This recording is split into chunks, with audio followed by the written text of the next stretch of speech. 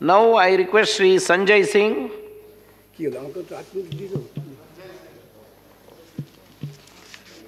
धन्यवाद मान्यवर, आपने इस अति गंभीर विषय पे मुझे अपनी बात कहने का मौका दिया। मान्यवर, मैं महामहिम राष्ट्रपति जी के अभिभाषण के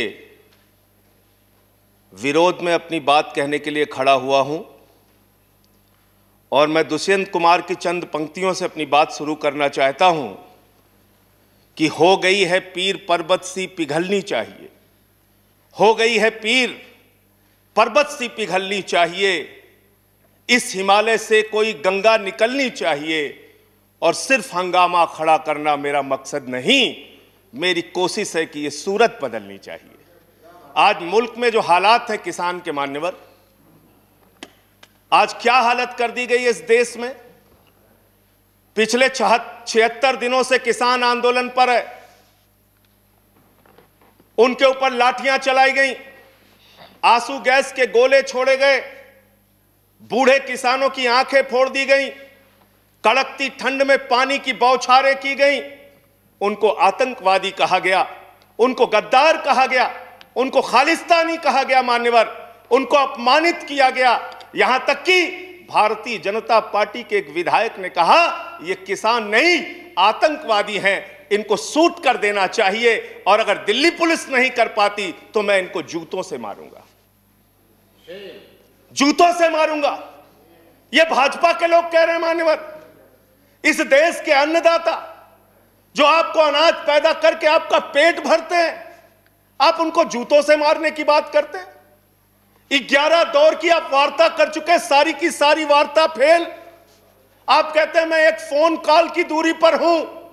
मैं पूछना चाहता हूं क्या इस सरकार के पास कॉल करने के लिए 2 रुपए भी नहीं है? अरे 2 रुपए नहीं है तो हम लोगों से ले लो, लेकिन कॉल कर लो किसानों को, कॉल कर लो किसानों को। उनकी पीड़ा चरम पर पहुंच चुकी है मान्यवर। 165 किसानों ने अब तक अपनी शहादत दी है। आप जाइए गाजीपुर बॉर्डर पे, वहां पे 97 साल के इलम सिंह आपको मिलेंगे। उनके 2 बेटे फौज में हैं, रो रो के कहते हैं मुझे इस उम्र में ऊपर उग्रवादी कहा जा रहा है, नक्सलवादी कहा जा रहा है। उनकी पीड़ा है मान्यवर। आप जाइए टीकरी बॉर्डर पे, आप जाइए सिंगू बॉर्डर पे, पीड़ा के साथ वो लोग कहते हैं शहीद आजम भगत सिंह के वंशजों को, शहीद लाला लाजपत राय के वंशजों को, जलियांवाला बाग कांड में शहादत देने वालों के वंशजों को आप खालिस्तानी कह रहे हैं, आतंकवादी कह रहे हैं, उनको अपमानित करने का काम कर रहे हैं। मैं आपसे पूछना चाहता हूं क्या दुश्मनी है आपकी इन अन्नदाताओं से? चलिए सब कुछ कर लिया आपने, अब तो कम से कम उनके ऊपर दया कीजिए और ये तीनों काला कानून वापस लेना ही पड़ेगा, आपको लेना चाहिए। अब आपने जुल्म की इंतहा कर दी है। आप चले जाइए गाजीपुर बॉर्डर पे मान्यवर, कटीले तार, बड़े बड़े कीले गाड़ दी गई हैं, 12-12 इंच की कीले सड़कों पे गाड़ दी गई हैं। देखकर ऐसा लगता है कि दुश्मन देश की सेना आने वाली है। ऐसी स्थितियां दो परिस्थितियों में जन्म लेती हैं मान्यवर। जब देश का शासक अपनी जनता से डरने लगता है तो ऐसी सीमाएं बेड़ियां बनवाता है, या देश की जनता को शत्रु समझने लगता है तब ऐसी बेड़ियां लगवाता है। यह हो रहा है मान्यवर। आज इनके जुर्म के कारण हिंदुस्तान के महान किसान नेता बाबा महेंद्र सिंह टिकैत के बेटे राकेश टिकैत को रोना पड़ा और यह कहना पड़ा कि भाजपा के लोग घेर कर हमें लाठियों से पीटना चाहते हैं। यह आप करा रहे हैं, यह आप करा रहे हैं। आप डेमोक्रेसी की बात यहां पर करते हैं, आप आजादी की बात यहां पर करते हैं। आपने इस देश की हालत यह बना रखी है कि राजदीप सरदेसाई जैसे वरिष्ठ पत्रकार के ऊपर आपने मुकदमे दर्ज करके पत्रकारिता को भी दबाने और उसको कुचलने का काम किया। हर तरफ जुल्म, हर तरफ एफआईआर, हर तरफ मुकदमे। जो पानी पहुंचा रहा है उस पे मुकदमा, जो डीजल दे रहा है उस पे मुकदमा, जो खाने का इंतजाम कर रहा है उस पर मुकदमा, एनआईए लगा दो, सीबीआई लगा दो, पुलिस लगा दो, जांच लगा दो। अरे वो आपके देश के नागरिक हैं। आप कहते हैं किसानों को यह बिल समझ में नहीं आया, हम बड़े समझदार हैं, आइए हम आपको किसानी बिल समझाएंगे। मान्यवर, इनकी समस्या यह नहीं कि किसानों को यह बिल समझ में नहीं आया, इनकी समस्या यह है कि किसानों को यह बिल समझ में आ गया है और अब ये तीनों काला कानून वापस चाहते हैं किसान। आप बड़े अक्लमंद समझते हैं अपने आप को। अरे किसान को इतना मूर्ख मत समझिए भाजपा के लोगों, वो बिगड़ैल बैल की नाक में नकेल डालते हैं, आपकी सरकार के नाक में भी नकेल डाल देंगे, चिंता मत कीजिए।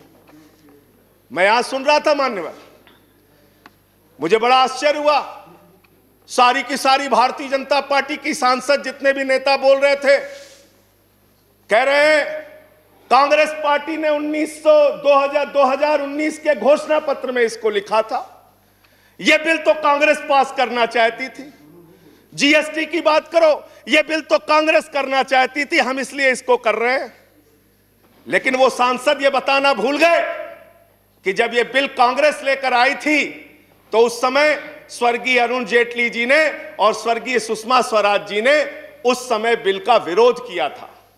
और कांग्रेस ने अगर 19 के घोषणा पत्र में इस बिल को शामिल किया था तो उनको तो 55 पे पहुंचा दिया, आपने तो लागू कर दिया, आपको 5 पे पहुंचा देंगे, इस देश की जनता 5 पे पहुंचा देगी। इसलिए अगर आप कांग्रेस के सपनों को पूरा करने के लिए आए हैं तो जनता को भ्रमित मत कीजिए, अपनी पार्टी का नाम बदलकर भारतीय जनता पार्टी से कांग्रेस पार्टी कर लीजिए, कांग्रेस ए हो जाए, कांग्रेस बी हो जाए, जनता प्रचार करे। आप लोग समझें आप क्या कहना चाहते हैं, जनता तय कर लेगी। मान्यवर, इस बिल में क्या क्या लिखा है वो बातें आपको बता के और थोड़ी बातें कह के अपनी बात खत्म करूंगा। असीमित भंडारण की छूट दी गई है इन बिलों में, और वो क्यों दी गई है? 2 साल से अडानी का 100 एकड़ जमीन का लैंड यूज चेंज करने की एप्लीकेशन हरियाणा सरकार के पास पेंडिंग थी, लेकिन 7 मई को जब पूरे देश में लॉकडाउन लगा था उस समय उस लैंड यूज को चेंज करके 100 एकड़ जमीन पर अडानी को भंडारण कोल्ड स्टोरेज बनाने की छूट दी गई और 5 जून को ऑर्डिनेंस के जरिए असीमित भंडारण और कोल्ड स्टोरेज बनाने की छूट दी गई। तो यह बिल किसानों के लिए नहीं लाया गया, अपने 4 पूंजीपति मित्रों के लिए यह सरकार यह काला कानून लेकर आई है।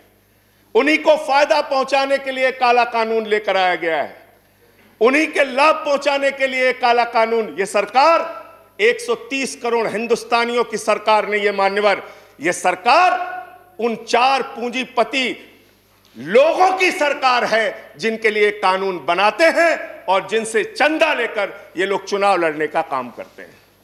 यह उनके लिए बनाई गई है मान्यवर। मान्यवर, इस सरकार में कहा गया दिल्ली के मुख्यमंत्री के बारे में कि किसानों का साथ दे रहे हैं, किसानों का साथ दे रहे हैं। मैं पूरी जिम्मेदारी के साथ कहना चाहता हूं सदन के अंदर, दिल्ली के मुख्यमंत्री अरविंद केजरीवाल, आम आदमी पार्टी किसानों का साथ दे रही थी, देती रहेगी। और आपने हमसे 9 स्टेडियम मांगा जेल बनाने के लिए, केजरीवाल जी ने इनकार किया। हम वहां पानी का इंतजाम कर रहे हैं, आप पानी का इंतजाम रोक रहे हैं। हम वहां शौचालय का इंतजाम कर रहे हैं, आप वहां शौचालय का इंतजाम रोक रहे हैं। आप वहां पर लोगों को पानी, खाना, शौचालय इस तक पर प्रतिबंध लगाना चाहते हैं। इंटरनेट, वो दुश्मन देश के नागरिक है क्या? उनके साथ इस तरह का व्यवहार आप कर रहे हैं। एक माहौल बनाया गया 26 जनवरी को, लाल किले पे हमला, लाल किले पे हमला। 7 रूट पे किसान ट्रैक्टर रैली लेके निकला मान्यवर, तिरंगा रैली लेके निकला, और 7 रूट पर कहीं किसान ने कोई उपद्रव नहीं किया, कोई हिंसा नहीं की। जो लाल किले पे लोग आए थे वो भारतीय जनता पार्टी के लोग थे जिन्होंने लाल किले पे हमला किया, जिन्होंने लाल किले पर तिरंगे का अपमान किया। और वो दीप सिद्धू जो भाजपा का नेता है, उसकी फोटो प्रधानमंत्री के साथ है, देश के गृह मंत्री के साथ है। भारतीय जनता पार्टी को इसका जवाब देना चाहिए कि भाजपा के नेताओं ने लाल किले का अपमान क्यों किया, तिरंगे का अपमान क्यों किया। मैं ये कहना चाहता हूं मान्यवर, आज वो दीप सिद्धू संजय जी कंक्लूड फिर कीजिए। रहा। सर सबको समय मिला, मुझे भी थोड़ा समय दीजिए। I have given sufficient time. सबको समय दिया, मुझे भी समय नो नो दीजिए। नो 10 मिनट देंगे। सर 10 मिनट दिया मैं। मान्यवर दीप सिद्धू भाजपा का नेता वो फरार है जिसने लाल किले पे हमला किया, जिसने तिरंगे का अपमान किया। अपनी घिनौनी राजनीति के चक्कर में ये लोग कहां तक जा सकते हैं, इसका सच है ये जो सामने आया है।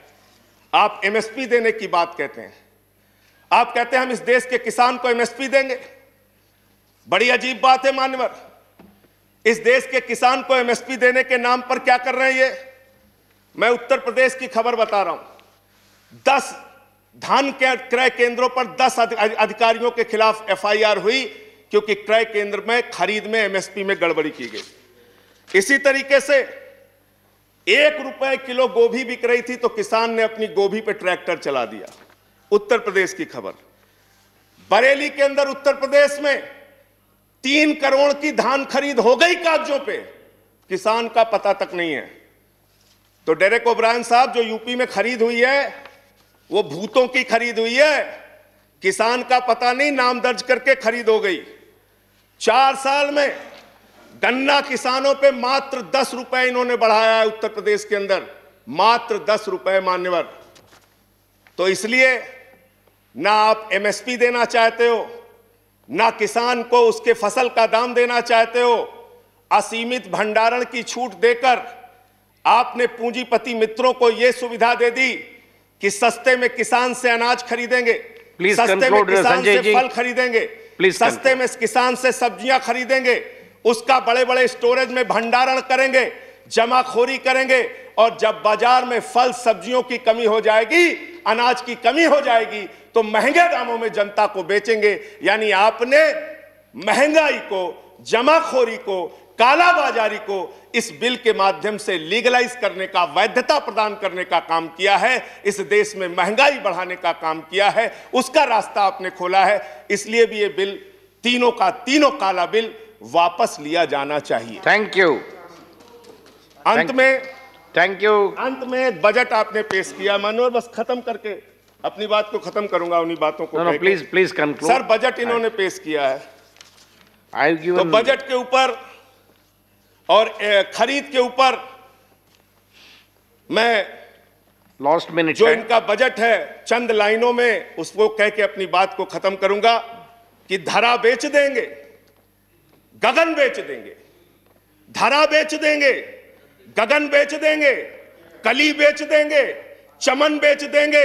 अगर तुम ही यूं ही सोते रहे तो ये फर्जी राष्ट्रवादी वतन बेच देंगे, वतन बेच देंगे, वतन बेच देंगे। धन्यवाद माननीय। Thank you Sanjay Singh ji.